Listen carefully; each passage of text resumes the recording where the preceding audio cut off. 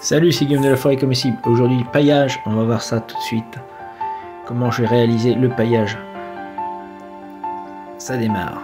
Donc, avec le broyeur de branches que je viens d'acquérir à l'automne, il fonctionne sur le cardan qu'on peut voir fonctionner. Donc là, à 540 tours minute. Donc, c'est un tracteur Solis 20 que j'ai acheté neuf comme le broyeur. J'étais très embêté avec ce broyeur et le tracteur, ça n'a pas été sérieux du tout. On peut dire que bon, c'est une catastrophe. Donc j'ai fait que du copeau de feuillus. Copeau de feuillus, donc du frêne, il y a du frêne, il y a du chêne, il y a du noisetier, un petit peu de tout. Là c'est un copain qui avait fait le bois, donc il m'a donné tout ce qui était petites branches, au lieu de le cramer. Bon, il a été généreux, il m'a filé ça. Donc on a fait à peu près 10 mètres cubes de copeaux qui ont été répartis après sur toute la forêt comestible, enfin sur une partie de la forêt comestible, sachant que 10 mètres cubes, comme c'est assez peu, il m'en faudrait beaucoup plus que ça pour la forêt comestible, mais comme toutes les personnes qui ont une forêt comestible le savent, c'est très difficile de trouver le paillage suffisant. Donc parfois c'est un peu difficile d'aller passer dedans.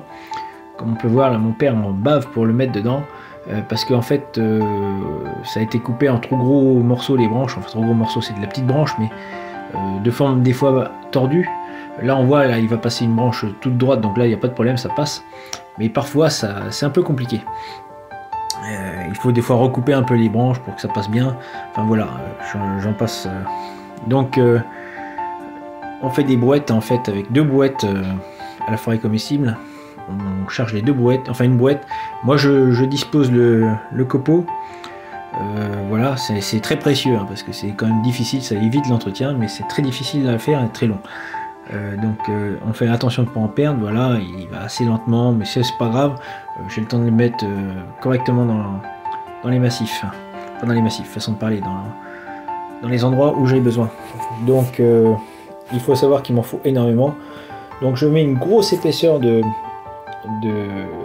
paillis, donc là mis sur les groseilliers, et avec là où j'ai installé en fait l'ail des ours l'autre jour. Donc ça y est, c'est paillé, toute cette partie là est paillée. Il me reste il faudrait une remorque de plus pour finir de pailler une bande de groseilliers blanche, mais ça va s'arranger.